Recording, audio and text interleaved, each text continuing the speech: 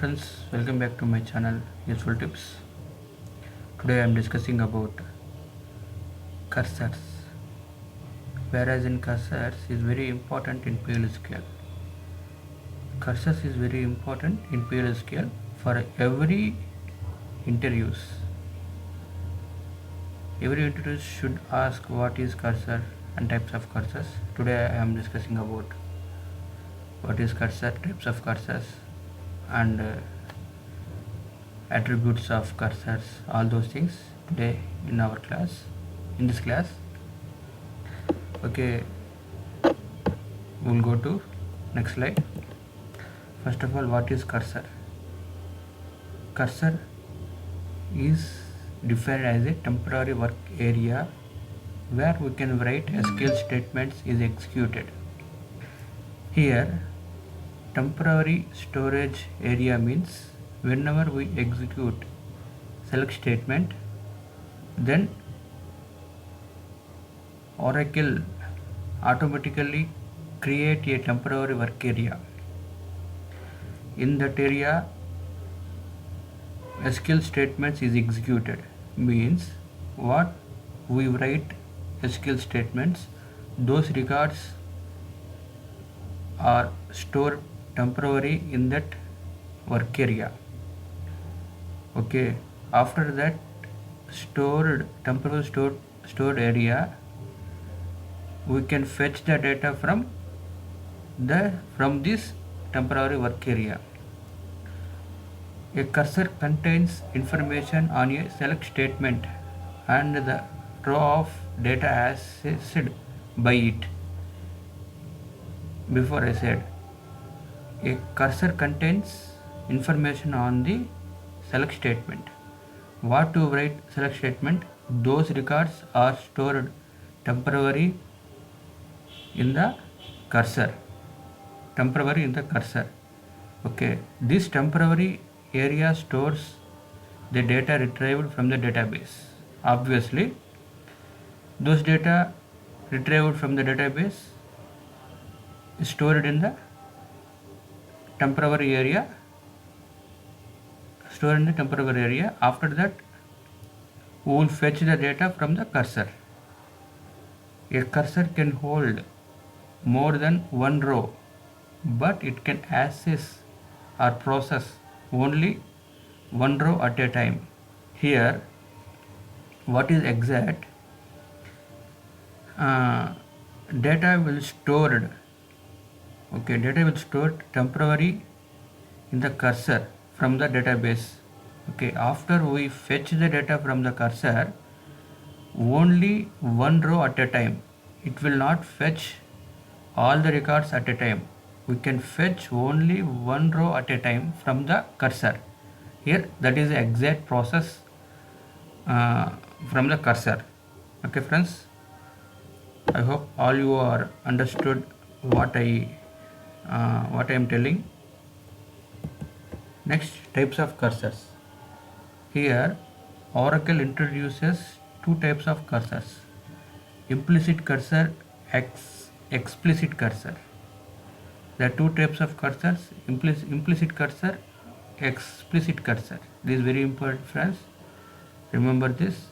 Types of cursors is implicit cursor, explicit cursor. In every interview they are asking on types of cursors. Then we will go to next slide. Implicit cursor. In PLSQL, the implicit cursor is the predefined cursor. Okay, what is predefined cursor? Predefined cursor means Oracle itself maintains the implicit cursor. That's why it is predefined cursor. We cannot maintain manually. This is the predefined cursor. That's why it is predefined cursor. It is associated with data manipulation language. All of you knew that what is data manipulation language, DML statements. All of you knew that what is DML statements: insert, update, delete. Okay, it is associated with the DML statements. It is also called as SQL cursor. It is also known as SQL cursor. The name of the implicit cursor is SQL. Okay friends. Next we will go to next slide. Then what is the use of implicit cursor? Yes friends, this question I faced in my first interview. They asked me what is implicit cursor, what is the use of implicit cursor. We should know what is implicit cursor, okay, but what is the use of implicit cursor? Okay, here few points are there. It is used only for output is in expression form.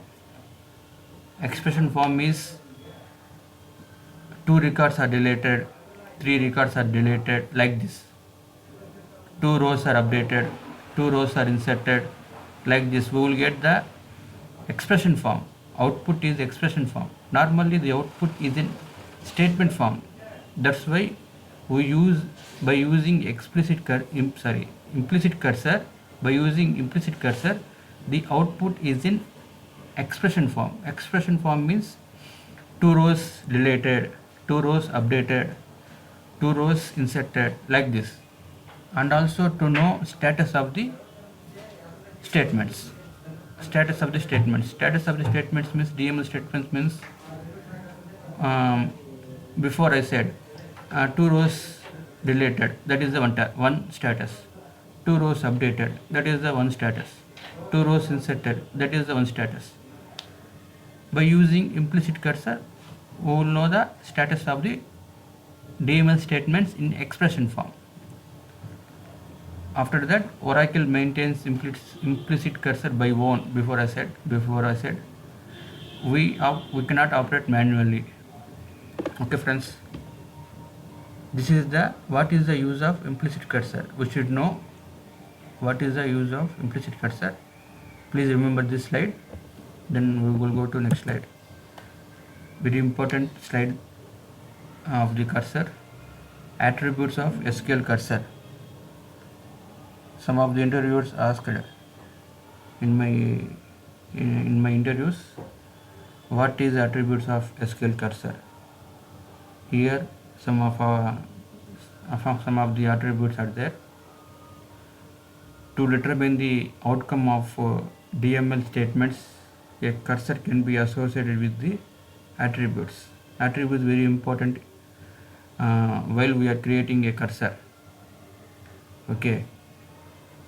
This is the implicit cursor attributes. We cannot maintain or cannot operate these 3 cursors, these 3 attributes. First of all, we should know what is happening inside the implicit cursor. That's why we will know the attributes of the implicit cursor. Here SQL, first attribute is SQL percentage found.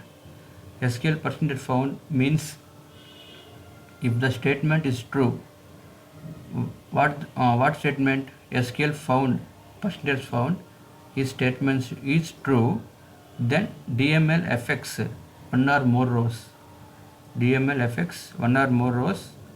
If the statement is false, then it does not affect on the rows. Here attributes, mainly here attributes is a Boolean expression. Boolean expression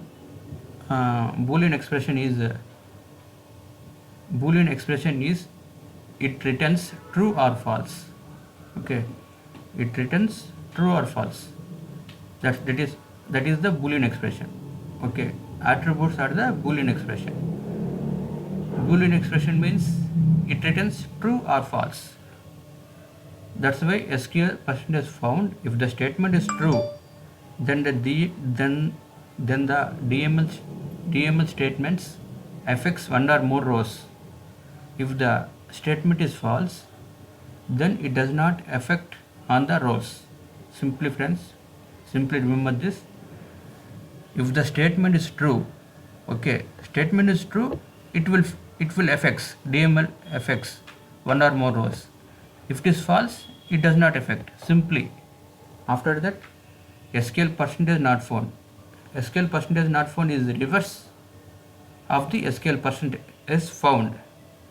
If it is true, DML does not affect. If it is false, DML does affect. Simply, it is vice versa of SQL percentage found. Please remember this, friends. This is very important. After that, SQL percentage count. This attributes returns a numeric value identifying the number of rows affected by the most recent DML statements, which means for suppose SQL percentage is found is invoked. Okay, is invoked, the statement is true, then DML affects one or more rows. Okay, after that, the DBMS output, in the DBMS output will write SQL percentage row count. If you write SQL percentage row count, then it returns how many number of rows affected by the most recent DML statements. For suppose two rows updated, 2 rows deleted, 2 rows updated, like this it will give count how many rows is updated, or how many rows is updated, or how many rows is inserted, deleted. It will give row count means 1 or 2, like this numeric value. It will give numeric value how many rows will be affected by the most recent DML statements. Simply, friends, attributes of SQL cursor is first of all, attributes is a Boolean expression. What is Boolean expression? Boolean expression is a Boolean expression. It returns true or false. Okay, true or false, either true or it give false. Here, SQL percentage found is a Boolean expression. It gives true or false. If the statement is true, then DML affects one or more rows. If statement is false, then it does not affect on the rows. Then SQL percentage is not found is vice versa of the SQL percentage found. If it is true, DML does not affect. If it is false, DML does affect. SQL percentage row count. This attribute returns a numeric value identifying the number of rows affected by the most recent DML statements. Okay, friends, please remember this slide. Next, we will go to next slide. Here, explicit cursor. Explicit cursor is most important cursor in PLSQL programming. Very important cursor, explicit cursor. Here in PLSQL, the explicit cursor is the user-defined cursor. Here, what is user-defined cursor? User-defined cursor means we create the explicit cursor. Okay, we create the explicit cursor and we can manage the explicit cursor and we can operate the explicit cursor. That's why it is user-defined cursor. User-defined cursor. It is associated with select statements that return more than one row. Normally we cannot fetch more rows. Okay, we cannot fetch more rows by using implicit cursor. To overcome that problem, we can create explicit cursor. By using explicit cursor, we can fetch one or more rows from the database. Okay, this is the exact operation by using explicit cursor. Okay, friends, please remember this. By using explicit cursor, we can fetch one or more records from the database. Okay, whereas in implicit cursor, we cannot fetch one or more records from the database. It can fetch only one record by using implicit cursor. Whereas in explicit cursor, we can fetch one or more records from the database by using explicit cursor. It is a user-defined cursor. We can create explicit cursor, we can operate explicit cursor, we can maintain explicit cursor by own. That's why it is a user-defined cursor. Okay, here creation and manipulation of the explicit cursor requires number of manual steps. We will do few manual steps to create explicit cursor, to maintain explicit cursor, to operate explicit cursor. Okay friends, please remember this slide. Then after we will go to next slide. Here steps when using the explicit cursor. Okay, four manual steps we will do while creating explicit cursor, while using explicit cursor. The following steps must be performed when using an explicit cursor. Here there are three columns are there: step, section of program, syntax. First of all, first step we will declare the cursor. First step is declare the cursor. Where we declare the cursor? Declaration section. Okay, all of you know that sections. All of you know that programming sections. First of all, declare section, body of the execution. After that, exception. These three sections, all of you know that. First of all, first step is declare the section. Declare the cursor.